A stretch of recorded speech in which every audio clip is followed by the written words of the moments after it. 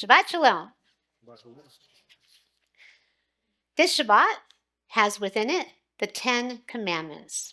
It's named for Moses' father-in-law, Jethro, Yitro, who too was a force within his own people. Within his own people, he was the Kohen of Midian. Our sages give two definitions for the word Kohen. First, a ruler. Yitro governed the land of Midian. And then priest. He led the Midianites in their worship. So my husband said, "What are you talking about that Yitro was a Kohen?" I said, "I'm going to tell you what the sages said." Ruler, priest. Our sages state that Yitro had recognized all the false divinities in the world, but relinquished all of them when acknowledging the one true God. The sages state that although he lived amidst wealth and comfort, he was prepared to journey into the desert to hear the words of the Torah. To reconcile his acknowledgement and his practice of idol worship, the Rambam had to deal with this, and so said, during the time of Enosh, mankind made a grave error. They said that God created stars and spheres with which to control the world. He placed them on high and treated them with honor. Accordingly, it is fit for man to praise and glorify these entities and to treat them with honor. Thus, the worship of false divinities is rooted in a misunderstanding of the fact that God influences this world through intermediaries. There are no intermediaries. There is only the one true God. Our sages comment, there is not a blade of grass on this material plane that does not have a spiritual force compelling it to grow. Idol worshippers, however, attach independent authority to these intermediaries, thinking they have control over the influence that they disperse. But it's not so with the one true God. There are no intermediaries. The sages state in truth that these gods are merely an axe in the hand of a chopper, with no importance or will of their own, and therefore it is wrong and forbidden to worship them. Whenever this comes up in another part of our Torah, those of us who have been to see psychics, we're like, ooh.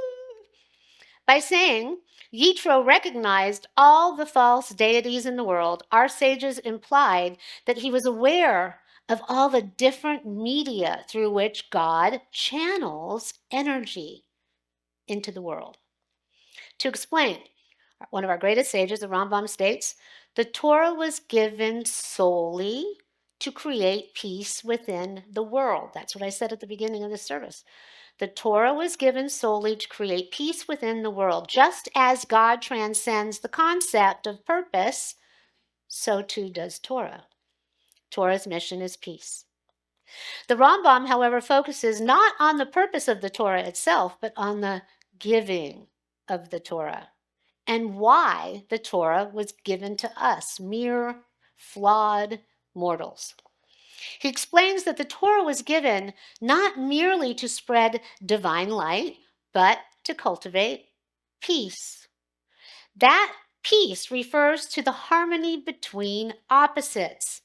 In an ultimate sense, it refers, and this is coming from the Rambam, to a resolution of the dichotomy between the physical and the spiritual, the forward movement that is necessary, enabling a world in which God's presence is not outwardly evident to recognize and then be permeated by the truth of his being.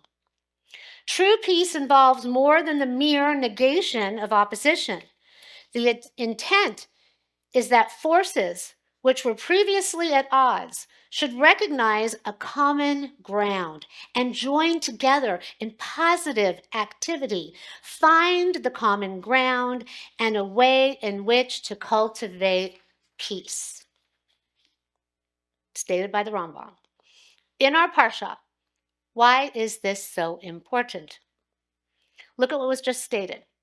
When there are two forces apparently at odds with each other, the Torah's fundamental purpose is to bring them together in peace.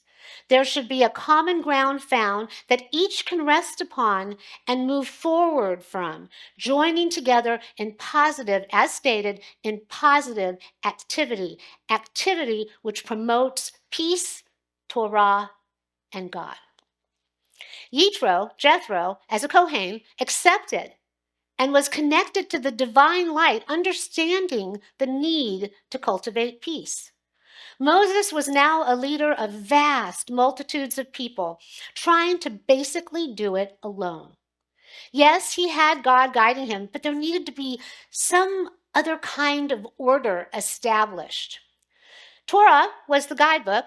The commandments were there to follow, but how in the world to enforce and create conformance? That was the difficult task ahead.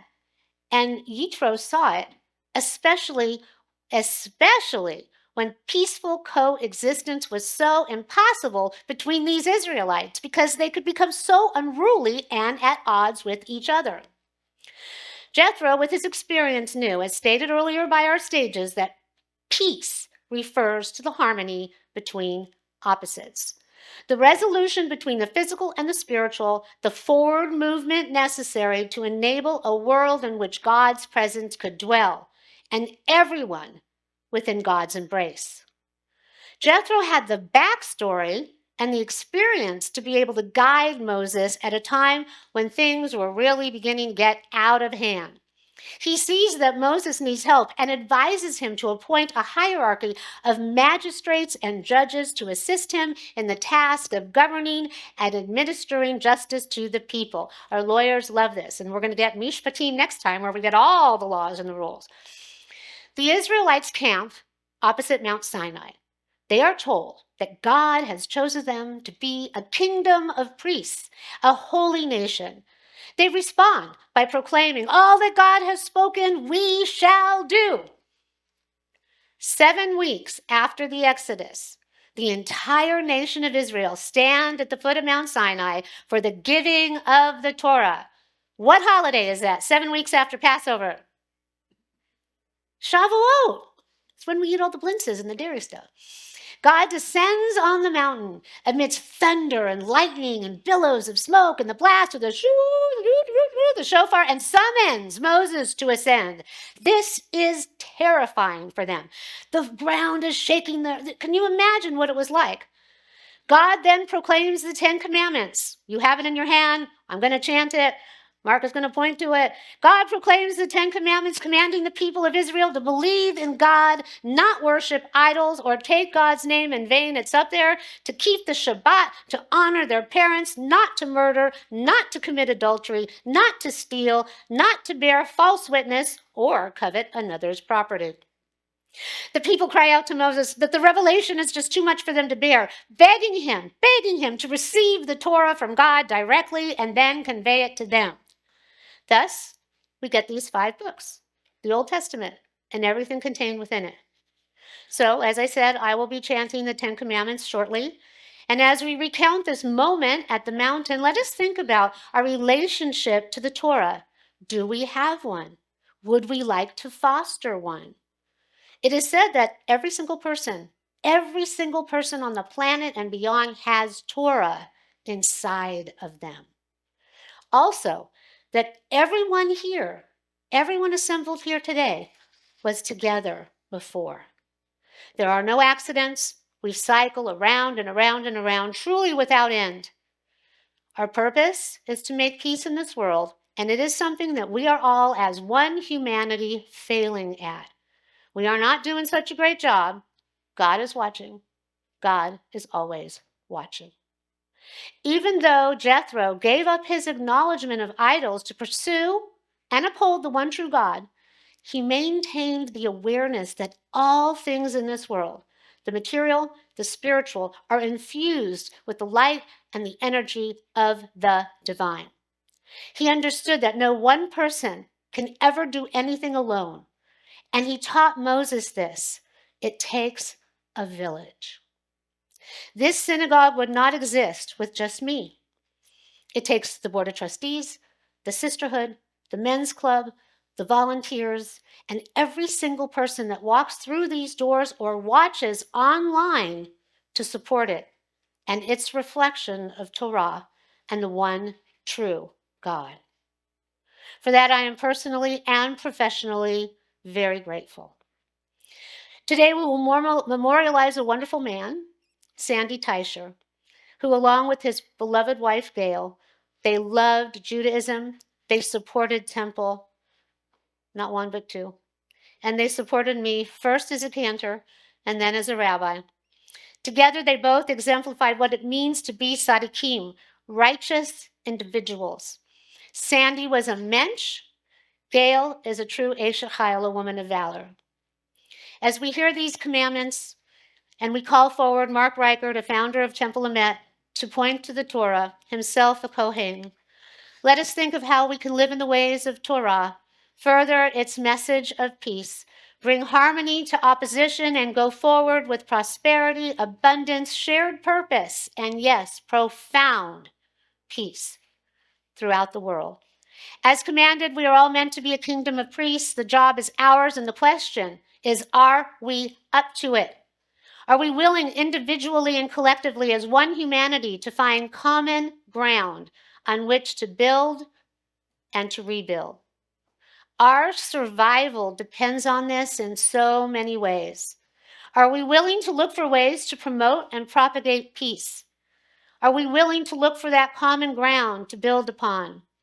Ultimately, living out God's decree and the promise inherent in the giving. As it is said, we all have Torah inside of us. Let us think about how we can ignite it or reignite it, ignite our connection in order to manifest peace. And this is something that we need to do over and over and over again in our lives, especially in the face of fires and floods and riots and disaster and hurricanes and tornadoes and war. On this Shabbat, we ask that God be with us. We ask that God support us. We ask that God guide us. We ask that our ancestors' devotion and service light our way forward so that we may honor their stories as we develop and continue to develop our own. Learn lessons from their mistakes, learn lessons from their triumphs, and continue to carry the legacy forward. The gift and the legacy that is Torah, all of us, beyachad, hand in hand, together. Ken Yehi Ratzon, may it be God's will. Shabbat Shalom.